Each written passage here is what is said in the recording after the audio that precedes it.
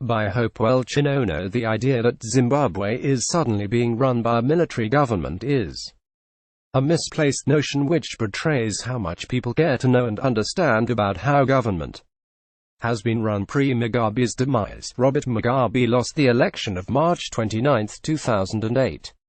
Hopewell Chinono. Events from that election defeat conspired to lead us where we are today. Mugabe was resigned to handing over the keys to one chancellor wrote to Morgan Tsvangirai.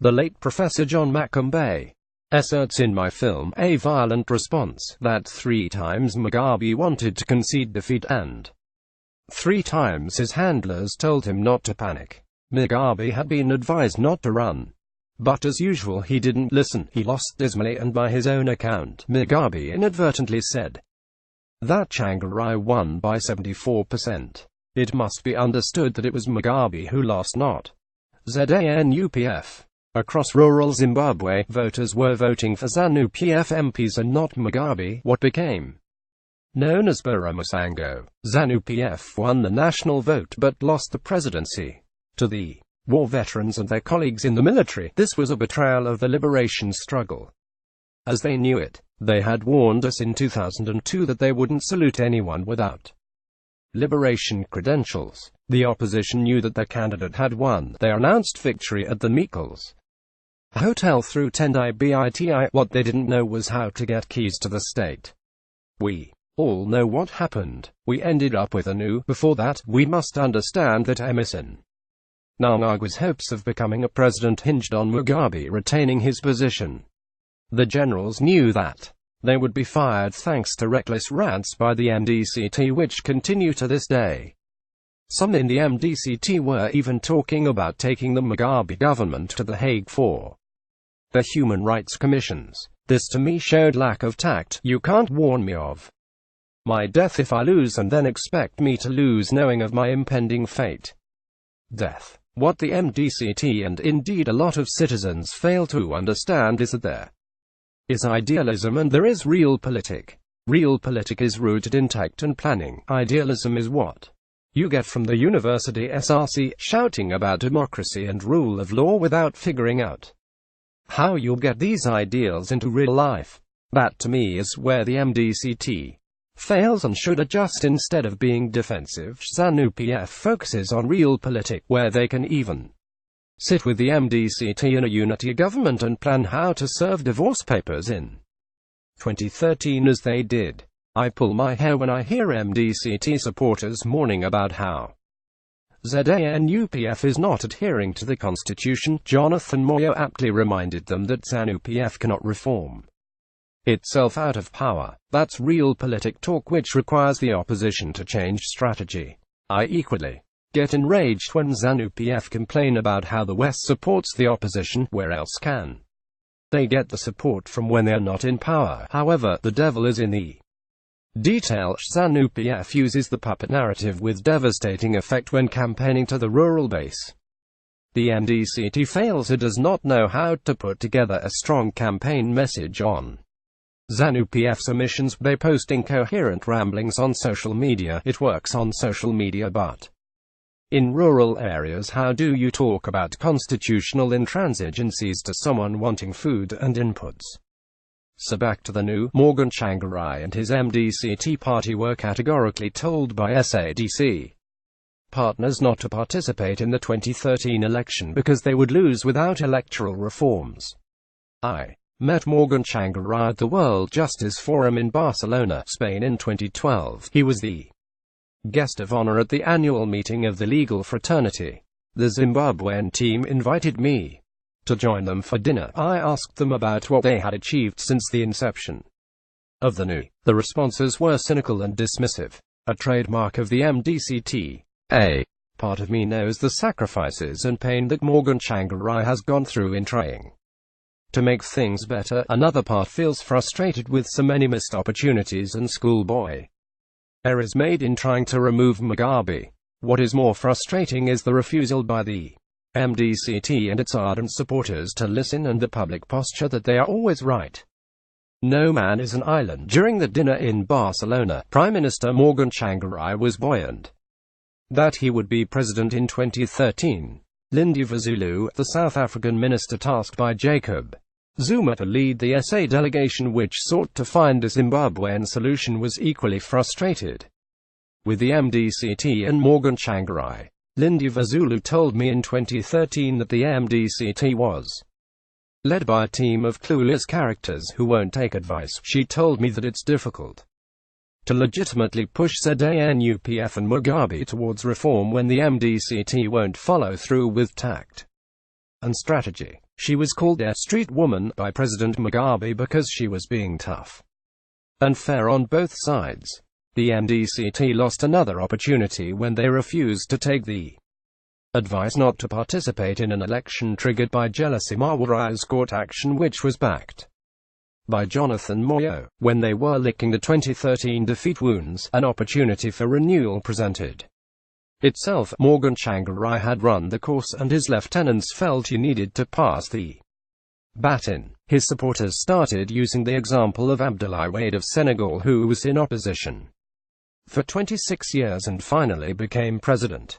In politics, context is king. Uprooting the Senegalese example without looking at the optics around it shows again first-rate naivety. Needless to say, Morgan's supporters reached out to Mugabe's handbook and used violence to dispense of Tendai Biti and Elton Mangoma. This to me shows the uniformity in our politics of using violence whether in power or not. Before that, it had been Trudy Stevenson. But what actually happened beyond the brute force? When the calls for Morgan Tsvangirai to go became louder from his party, an emissary advised him to have a succession plan in place to calm the noise. He was advised to have 2 vice presidents in place to understudy him. His own brother was urging him to resist, but he was advised by outsiders to save his party and his legacy by doing the right thing. Tsvangirai agreed, and when a draft agreement was put in place, Elton Mangoma and BITI put out a disparaging statement about Morgan Tsvangirai before the deal could be signed. They acted in bad faith. Tsvangirai felt betrayed and he walked away from the plan. I'm not sure if this betrayal is what led to the decision to go after BITI and Mangoma violently. The bottom line is that it didn't look good and it shows the ugly side of our politics.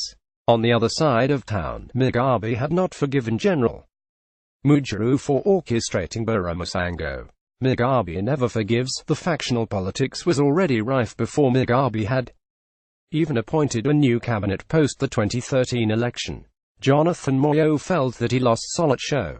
Because Lacoste had rigged against him, he vowed that if he was not appointed into cabinet, he would take on the ZANU-PF establishment. He was the last one to receive a call to come to State House where prospective ministers were assembled. The beginning of the end for Amai Mujiru had begun in earnest. Jonathan Moyo hates Amai Mujiru with pathological passion. One time I had to verbally intervene and separate Jonathan from Ibbo Mandaza after ASAPES dialogue when Jonathan and Ibbo lost their cool at each other. Ibbo had said that Joyce Mujiru was already through the succession door. I will never be ruled by that villager, Jonathan shouted back. Such was the intensity of emotion around Mugabe's succession.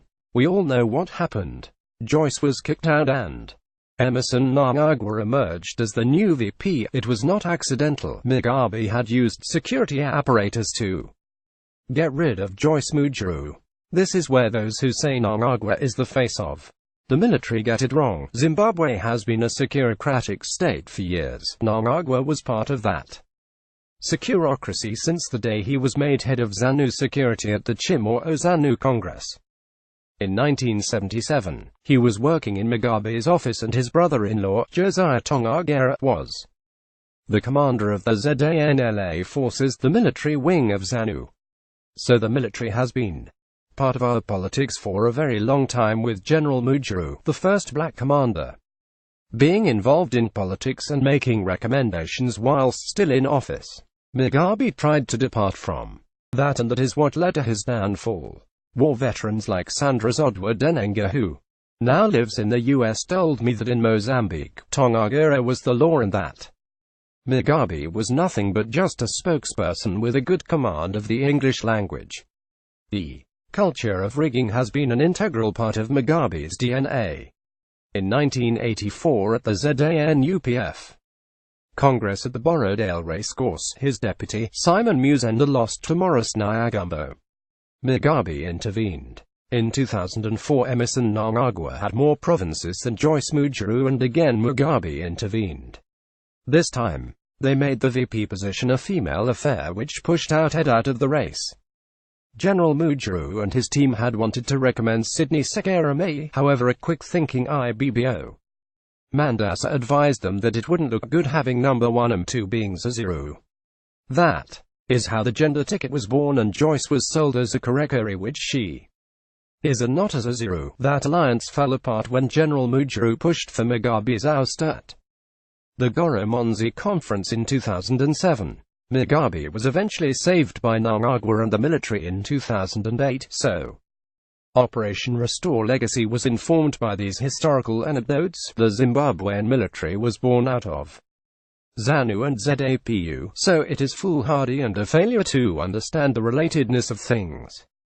To try and separate the two, imagining so, is naive when General Chiwenga made it clear that the operation was made possible by the factional fights in the ruling party and a captured president. All ZANU leaders have been removed by the military.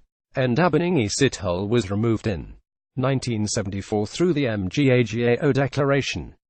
Herbert Kaipo was assassinated in 1975 when he fell out with the military. Robert Mugabe was removed in November of 2017 again through a military intervention. There has never been a clean handover of power in ZANU.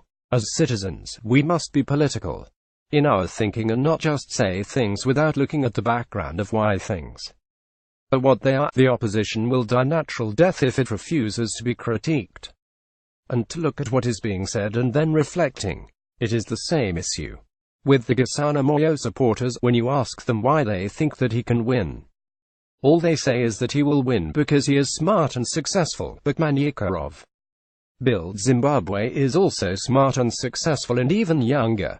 So again, the voters' intelligence should be respected. The voters want to hear why they should vote for the opposition, not why they shouldn't vote for the ruling party.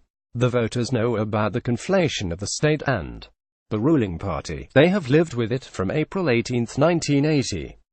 Tell them how you will transform their lives. Constantly harping on about the junta this and the military that won't help the opposition win substantial votes. Let's engage.